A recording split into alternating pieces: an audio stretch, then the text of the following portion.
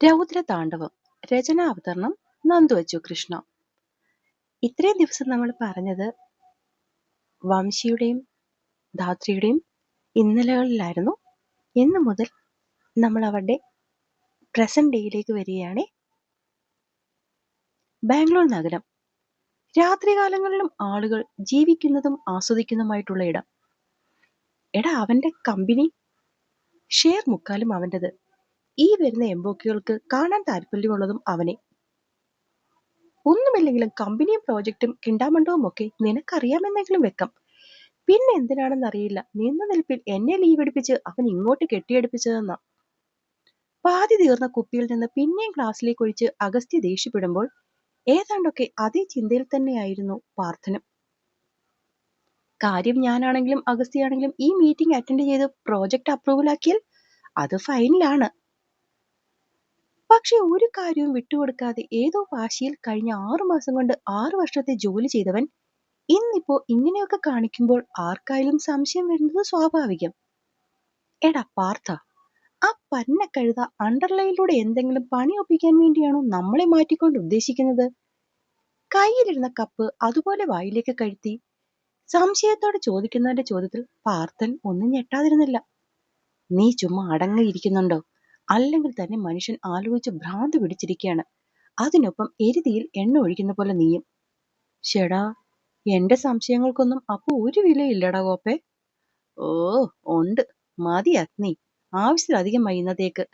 മുന്നിലിരിക്കുന്നവൻ വീണ്ടും കപ്പ് നിറയ്ക്കാൻ പോവുകയാണെന്ന് കണ്ട് പാർത്ഥൻ നിർബന്ധിച്ച് കുപ്പിയെടുക്കാൻ പോയതും അഗ്നി ഗ്ലാസിനെയും കുപ്പിയെയും വട്ടം പിടിച്ചു. ഡോണ്ടു, ഞാൻ ഫിനിഷ് ചെയ്തില്ല. ഓ, നിന്റെ ഫിനിഷിംഗ് പോയിന്റ് കുപ്പി തീരുന്നതല്ലേ? അത് വേണ്ട. എത്രയും പെട്ടെന്ന് ഈ പ്രോജക്റ്റ് തീർത്തിട്ട് നമുക്ക് നാട്ടിലെത്തണം അഗ്നി. എന്തൊക്കെയോ അരുതാഴിക നടക്കാൻ പോകുന്ന പോലെ ഒരു ഫീലിങ്സ്. മനസ്സ് വല്ലാതെ അസ്വസ്ഥമാകുന്നു. ഓ, അസ്വസ്ഥം കോപ്പ്. എടാ, ഇത് പ്രോജക്റ്റിന്റെ ടെൻഷനാവും. അഗ്നി അതിനെ ഭയങ്കരമായി നിസ്സാരവൽക്കരിച്ചെങ്കിലും പാർത്ഥൻ അത് അങ്ങനെ ആയിരുന്നില്ല. നീ പറയുന്ന പോലെ അല്ലടാ, ശരിക്കും വല്ലാത്തൊരു നെഗറ്റീവ് ഫീലിംഗ്. പണ്ട് 1.5 വർഷം വംശി കോമയിൽ കിടന്നില്ലേ, അന്ന് ഞാൻ അനുഭവിച്ച അതേ മനപ്രയാസമാണ് ഇപ്പോഴും മനസ്സിൽ. പാർത്ഥൻ നെഞ്ചിലൊന്ന് തട്ടി ബാൽക്കണിയിലെ റെയിലിംഗിലേക്ക് ചാരി നിന്നു. അതിനുവേണ്ടി ഇപ്പൊ എന്തുണ്ടായടാ? എല്ലാം ഓക്കെ അല്ലേ? അവൻ ഇപ്പൊ പുള്ളിപ്പുലിയെ പോലെ അല്ലടാ ഓടി നടക്കുന്നത്. ഉറക്കെ ചിരിച്ചുകൊണ്ട് അഗ്നി കുപ്പി പിന്നെയും തുറന്നു. അങ്ങനെയല്ല അഗ്നി, എന്തോ പ്രശ്നമുണ്ട് ഉറപ്പ്. അവൾ ഞെട്ടി കണ്ണു തുറന്നു. വല്ലാത്തൊരു പരവേശം. കണ്ണുകൾ ചുറ്റും പതറിയോടി. ദാഹം കൊണ്ട് തൊണ്ടയൊക്കെ പൊട്ടുന്ന പോലെ. അതിനൊപ്പം വയറും വല്ലാതെ കിടന്നുരുളുന്നു. ഈ നേരം വരെ പണ്ട് ജീവിച്ചിരുന്ന ജീവിതം ഒരു സ്വപ്നം പോലെ കണ്ടുകൊണ്ടിരുന്നവൾക്ക് പെട്ടെന്ന് മുന്നിലുള്ളതൊന്നും മനസ്സിലാവാത്ത പോലെ അവളുടെ മനസ്സ് പെട്ടെന്നൊരു വിഭ്രാന്തിയിലേക്ക് കടന്നു. കിടക്കുന്നിടത്ത് നിന്നും പിടഞ്ഞെഴുന്നേൽക്കാൻ തുടങ്ങിയവൾ ഇരുട്ടിന്റെ കാളിമേൽ കാല് തെറ്റി മുട്ടിടിച്ചു വീണു. ദൈവേ! അവൾ മുട്ടിൽ പിടിച്ച് കൂനിക്കൂടി കുറെ നേരം അങ്ങനെ ഇരുന്നു പോയി. അവസാനം ഉള്ളിൽ കിടന്ന് എന്തോ തിമിർത്തും മറിയുന്ന പോലെ തോന്നി അവൾ എഴുന്നേറ്റു. മേൽപോട്ട് വരികയാണ്. അതും വല്ലാത്തൊരു മണവും. കൈ എത്തിച്ച് ലൈറ്റിടാൻ പാടുപെടുന്നതിന് മുന്നേ തന്നെ അവളുടെ കയ്യിൽ തരുന്നത് ഒരു വാതിലിന്റെ പിടിയാണ്. തുറന്നതും അകത്തെ ചെറിയ വെട്ടത്തിൽ അത് ബാത്റൂമാണെന്ന് മനസ്സിലായി. അകത്തേക്ക് ചെല്ലും മുന്നേ തന്നെ മഞ്ഞവെള്ളം കുറെ അധികം ഛർദ്ദിച്ചു കളഞ്ഞു. പാതി ഡ്രസ്സിലും പാതി ഫ്ലോറിലുമായി അതങ്ങനെ ചിതറി വീണു. ഛർദ്ദിച്ചു പോയിട്ടും വയറ് ഉരുണ്ടു മറിയുന്നത് കൊണ്ട് അവൾ വയറ്റിൽ പൊത്തിപ്പിടിച്ചു.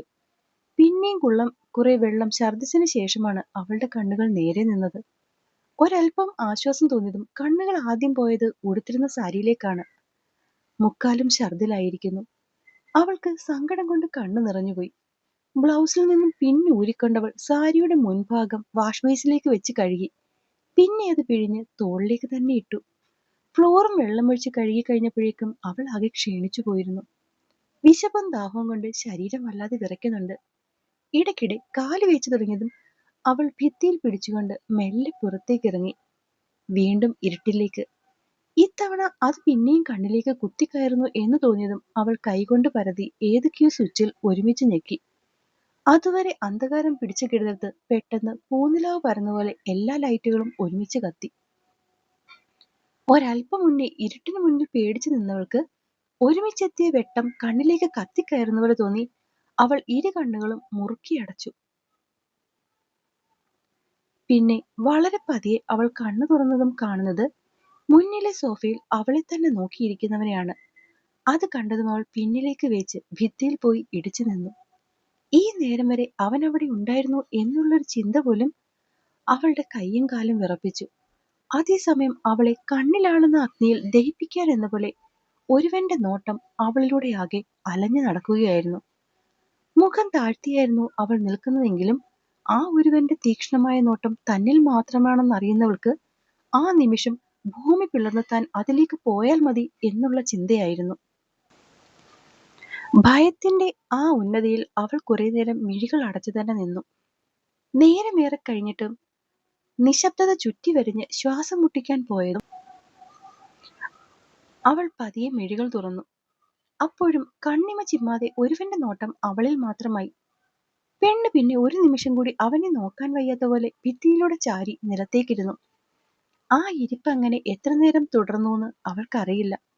ഓരോ നിമിഷവും ഓരോ യുഗം പോലെയാണ് പോയത്.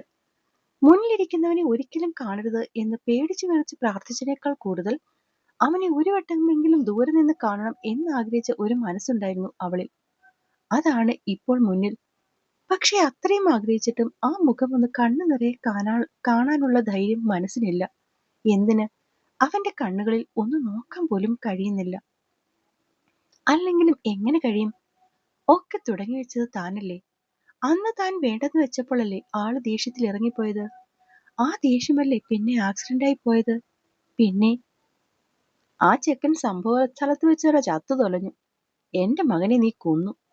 ചെവിയിലേക്ക് പിന്നെയും പിന്നെയും ശശിധരന്റെയും ദേവകിയുടെയും ശബ്ദം മുഴങ്ങി കേൾക്കുന്നു. രോമങ്ങളെപ്പോലും എഴുന്നു നിൽക്കുമാർ അവളുടെ മുഖം ഭയത്തിൽ വിളറി. ഇന്നും താൻ 2 വർഷം മുന്നിലെ ഉള്ള ആ രാത്രിയിലാണ് നിൽക്കുന്നതെന്ന് തോന്നിയവൾക്ക്. പ്രേമിച്ച ചെറുക്കനെ കൊന്നു തിന്നവൾ, തന്തയ്ക്കും തള്ളയ്ക്കും മകനെ ഇല്ലാതാക്കിയ നശൂലം. ശരീരത്ത് പടർന്ന വിറയലിൽ അവളുടെ ദേഹം തളർന്നു. ഓർമ്മകളുടെ കുത്തൊഴുക്ക് കൂടി ഒപ്പമെത്തിയതും അവൾ തളർന്ന് സൈഡിലേക്ക് തന്നെ വീണു. കണ്ണു തുറക്കുമ്പോൾ മുറിയിലാകെ ചെറിയ വെട്ടമുണ്ട്. ആ മുറിയെ ചുറ്റുമുള്ള ഗ്ലാസ് ഡോറിലെ ഒന്ന് നീക്കിയിട്ടിരുന്നതിന്റെ വെളിച്ചമാണ് ഉള്ളിലേക്ക് കയറിയത്. അവൾ എഴുന്നേൽക്കാൻ നോക്കി. കൈ വേച്ചുകൊണ്ട് നിലത്തേക്ക് തന്നെ പോയി. ഇപ്പോഴും താൻ തറയിൽ തന്നെയാണോ? ആ ഒരു ചിന്ത മനസ്സിലേക്ക് വന്നതും അവളുടെ കണ്ണുകൾ മുന്നിലേക്ക് പോയി. ആളെ അവിടെ കാണാതിരുന്നത് കൊണ്ട് ഒന്ന് ദീർഘമായി അവൾ നിശ്വസിച്ചു. ശരീരമാകെ വല്ലാത്തൊരു കുളിര്. അവൾ പെട്ടെന്ന് സാരിയിലേക്ക് നോക്കുമ്പോൾ അത് ഉണങ്ങിയിട്ടുണ്ട്. പക്ഷെ എന്നിട്ടും വല്ലാത്തൊരു തണുപ്പ് തോന്നുന്നുണ്ട്. അവൾ പിന്നിലേക്ക് കൈയെത്തിച്ച് മുന്താണി കൊണ്ട് ശരീരമാകെ മൂടി. വല്ലാത്തൊരു അസ്വസ്ഥത.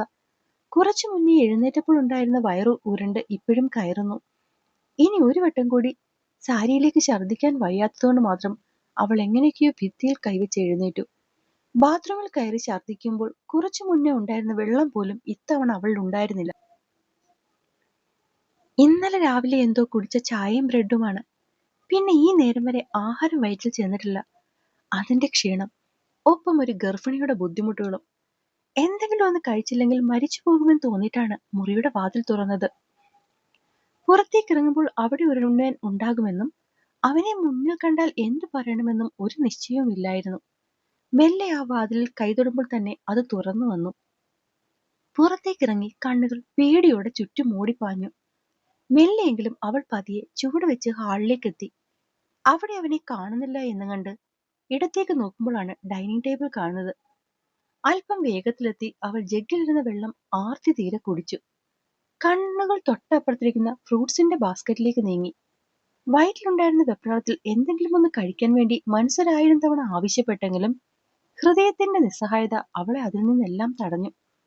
അന്നേരം ഒരുവൾ മുറിയിൽ നിന്ന് പുറത്തിറങ്ങിയതും ഹോളിലെ പരതിലും ഓടിപ്പോയി വെള്ളം കുടിക്കുന്നതും ഫ്രൂട്ട്സിലേക്കുള്ള അവളുടെ നോട്ടവുമെല്ലാം മുന്നിലെ ലാപ്പിൽ സൂം ചെയ്ത് കാണുകയായിരുന്നു വംശി. ഒരിക്കലും താൻ ഉപേക്ഷിച്ചവളല്ല മുന്നിൽ നിൽക്കുന്നതെന്ന് അവളുടെ ആ രൂപം അവനെ പിന്നെയും ഓർപ്പിച്ചു. ആകെ ഒരു സാമ്യം തോന്നിയത് ഇന്ന് രാവിലെ ബാത്റൂമിൽ നിന്ന് ഇറങ്ങുമ്പോൾ തോളിൽ നിന്ന് അയഞ്ഞു മാറിക്കിടക്കുന്ന ബ്ലൗസിനിപ്പുറം കണ്ട കോളർ ബോണിലെ ആ വലിയ കാക്കപ്പുള്ളി മാത്രമാണ്. ഒരുപാട് വണ്ണമില്ലെങ്കിലും അല്പം തുടുത്ത് കവിളൊക്കെ ചാടി സുന്ദരിയായി ഇരുന്നവളിൽ നിന്നും കണ്ണും കഴുത്തും കുഴിഞ്ഞ് അസ്ഥികൂടത്തിനേക്കാൾ മെല്ലിച്ച ഒരുവളിലേക്കുള്ള ദൂരമായിരുന്നു ഈ പോയ 2 വർഷമെന്ന് അവന്റെ കണ്ണുകൾ അളക്കുമ്പോൾ ആ മുഖം ആകെ അവളോടുള്ള ദേഷ്യം കൊണ്ട് വരിഞ്ഞു മുറുകുകയായിരുന്നു. ഇവിടെ നിന്ന് നിന്നെ ഞാൻ എവിടെയും വിടില്ല ധാത്രി. ഇനിയാണ് നീ ശരിക്കും അനുഭവിക്കാൻ പോകുന്നത്. മനസ്സിൽ ഉറപ്പിച്ചവനത് പറയുമ്പോൾ അവന്റെ കൈമുഷ്ടി ചുരുണ്ടുപോയിരുന്നു. നേരത്തെ മുന്നൊരുക്കം കൂട്ടിയ പ്ലാനുകളൊന്നും ആയിരുന്നില്ലല്ലോ 2 ദിവസം കൊണ്ട് നടക്കുന്നത്. അതുകൊണ്ട് തന്നെ അത്യാവശ്യത്തിന് ഓഫീസിലേക്ക് വരേണ്ടി വന്നു. ഒരു നിവൃത്തിയും ഇല്ലാത്തതുകൊണ്ട് വന്നതാണ്. അടുത്തയാഴ്ച പ്രോജക്റ്റ് സൈൻ ചെയ്യേണ്ട കമ്പനിയുടെ ഒഫീഷ്യൽസ് നാളെ ലണ്ടനിലേക്ക് പോകുന്നു. ഇനി അവർ വരാൻ മിനിമം 2 മാസം പിടിക്കും. ഇന്ന് ഈ സൈനിങ് നടന്നില്ലെങ്കിൽ വെറുതെ 2 മാസത്തെ ഡിലേ. അതുകൊണ്ട് മാത്രമാണ് സെക്രട്ടറി അത്രയൊക്കെ വിളിച്ചു പറഞ്ഞപ്പോൾ അവരെ വായിൽ തോന്നുന്നത് പറഞ്ഞുകൊണ്ട് തന്നെ വീട്ടിൽ നിന്നിറങ്ങിയത്. അല്ലായിരുന്നെങ്കിൽ അവളെ അവിടെ തനിച്ചുവിട്ട് ഒരിക്കലും വരില്ലായിരുന്നു. അവരുടെ സിഇഒയുമായി സംസാരിക്കുന്ന നേരമൊഴിച്ചാൽ ഒരു നേരവും അവന്റെ കണ്ണുകൾ ലാപ്പിൽ നിന്ന് അങ്ങോട്ടും ഇങ്ങോട്ടും മാറിയില്ല. ഒക്കെ ഒന്ന് ഒതുങ്ങി എന്ന് തോന്നിയപ്പോഴാണ് അവൻ തന്റെ ക്യാബിനിലേക്ക് വന്ന് ചെയറിലേക്ക് ചാരിയിരുന്നത്. കണ്ണടയ്ക്കുമ്പോൾ മനസ്സിലേക്ക് ഓടി വന്നത് അവളെ കണ്ട നിമിഷമാണ്. ഒരിക്കലും പ്രതീക്ഷിക്കാതെ മുന്നിൽ അവളെ കണ്ട നിമിഷം ശരിക്കും പറഞ്ഞാൽ സ്വപ്നം പോലെയാണ് തോന്നിയത്. അത് യാഥാർത്ഥ്യമാണ്. തന്റെ മുന്നിൽ കാണുന്നൊന്നും മിഥ്യയല്ല എന്ന് തിരിച്ചറിഞ്ഞ നിമിഷം ശരീരമാകെ പടർന്നു കയറിയ തരിപ്പിൽ ഹൃദയം പോലും നിന്നുപോകുമെന്ന് തോന്നി.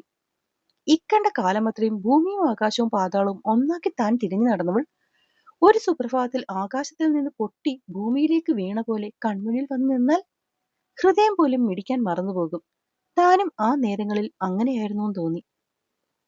മരണത്തിൽ നിന്നും ജീവിതത്തിലേക്ക് കൈപിടിച്ചു കയറുന്ന കാലമത്രയും ഓർമ്മയുടെ തുരുത്തിൽ അവൾ മാത്രമായിരുന്നു തന്നിൽ.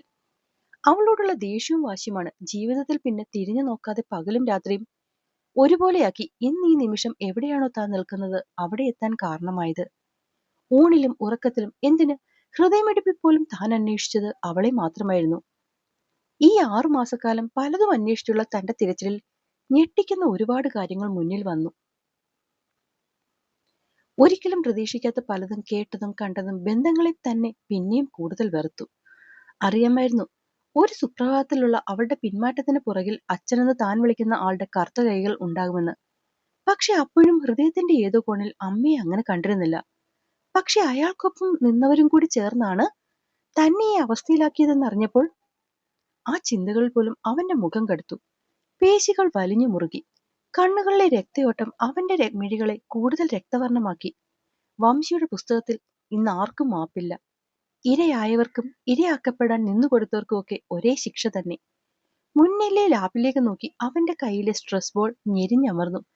ആ നേരമാണ് അവന്റെ ഫോൺ റിങ് ചെയ്തത്. അഗ്നി. പേര് കണ്ടും അവൻ കയ്യിലെ വാച്ചിലേക്ക് ഒന്നുകൂടി നോക്കി. ഈ നേരത്ത് ഇങ്ങനെയൊരു ഫോൺ കോൾ. അപ്പോൾ എന്നെ കേൾക്കുകയും വായിക്കുകയും ചെയ്യുന്ന എൻ്റെ കൂട്ടുകാർക്ക് കഥ ഇഷ്ടമാകുന്നുണ്ടെങ്കിൽ സബ്സ്ക്രൈബ് ചെയ്തുകൂടി സപ്പോർട്ട് ചെയ്യണേ. അതുപോലെ തന്നെ എൻ്റെ പുതിയ ചാനലായ short stories of Nandu Krishna ഞാൻ ഇതിലൂടെ ടാഗ് ചെയ്യുന്നുണ്ട്. അതും കൂടി ഒന്ന് സബ്സ്ക്രൈബ് ചെയ്ത് സപ്പോർട്ട് ചെയ്യണേ. നന്ദി.